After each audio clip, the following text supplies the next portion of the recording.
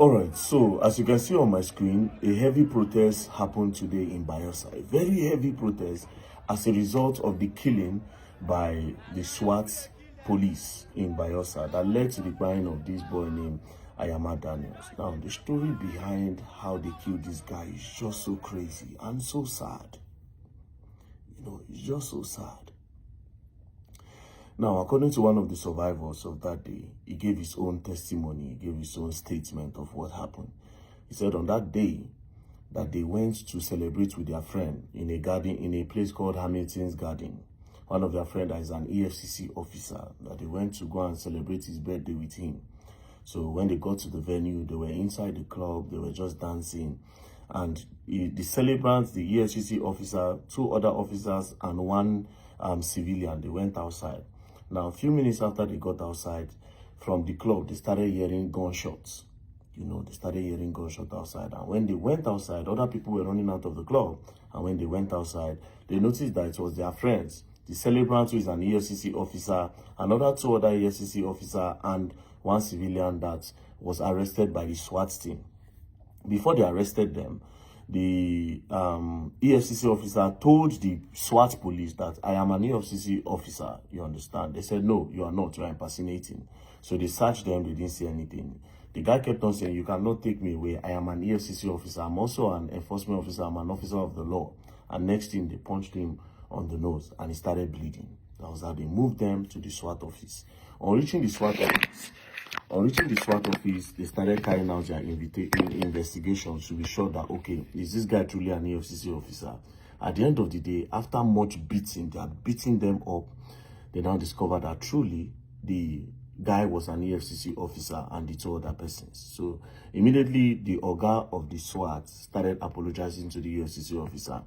Now, the one that was injured the most, his name is Israel, an EFCC officer named Israel. So when the Oga was apologizing, he said no, that he's going to see to it that those SWAT officers that harassed them, that beats them up, that they will leave the job. He will file a petition and he will make sure he takes it to the IG of the police so that they can see to it that those people leave the job because they are irresponsible officers. So he threatened them. They begged and begged and begged, but he refused, because why you go beg me when you already bust my nose?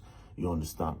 Now, at the end of the day, these guys that noticed that they arrested their friends, they now came to the SWAT, they bailed their friends without warning. Police didn't, the SWAT didn't collect body. So the guys still threatened that he will make sure those people leave the force. That was how they drove in their Lexus, their RS350, and they left. Now, they went back to the club to see if they can continue partying. But when they got to the club, the atmosphere had changed because a lot of people have left the scene. So they say, okay, you know what? Let us turn back. So that guy, Israel, the Israel that threatened that he was going to report to the IG of police and make sure those guys are dismissed, he now took an Uber and then he left them. So this guy, Daniel, wearing the same color of shirt with Israel that threatened the police to go and report to the IG so that they will be dismissed. They were wearing the same shirt. So when the guy alighted, that was how Ayama Daniels now went to go and sit down where Israel was sitting. The both of them were wearing red shirts. Now, they now turned back. While they were going back home, one of them said he was hungry, that he needed to buy food. When they pulled over, immediately they just turned and they pulled over. That was how that SWAT truck just bracketed them. The SWAT van bracketed them and then they opened fire. Just opened fire. Bah, bah, bah, bah. The first shots they took, boom. That was how it hit Ayama Daniel on the head, and they sprayed the car and they ran away. Now, what were they trying to achieve? They wanted to buy that EFCC officer that wanted to report them.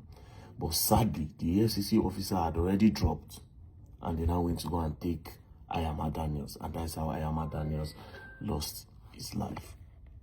So you see the kind of police you get for Nigeria. You see the kind of police we get for Nigeria. So innocent boys.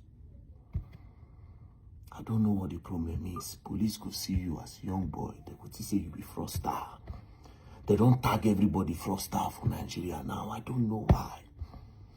Because the only reason why they were harassing those boys is because they were looking for something. The idea is most security operatives now in Nigeria, especially with the police, with the EFCC and co. When they see a young boy, they just want to call you. Okay, let's see what's on your phone. whether there's complaint against you or not, they want to make sure they look for a crime so that they can extort you with. It is wrong. It is wrong. When are we going to get off this problem? And you go talk this thing. The IG of police no go do anything. Nobody did do anything. The Senate don't seem to be doing anything. Nobody seems to be doing anything. So this innocent boy now don't go because of victimization. This innocent boy life don't go like that.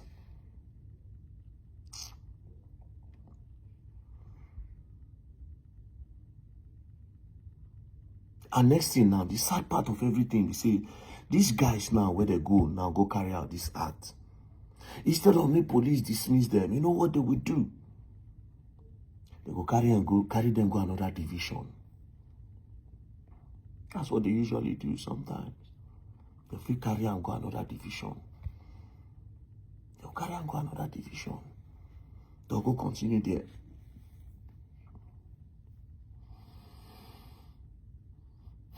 For the past how many days now for Nigeria, people just say police brutality.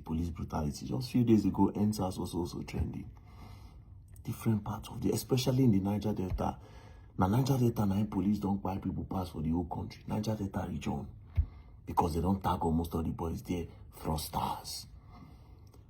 There's no police. Sambisa Forest, they there. Insecurity, they happen for the north. The police, when they don't push, go Niger Delta region, you know they're anywhere else for Nigeria. You know they're anywhere else for Nigeria. They don't tag all the boys fraudsters. So when they see them, they just won't collect from them. It is sad. It is not fair.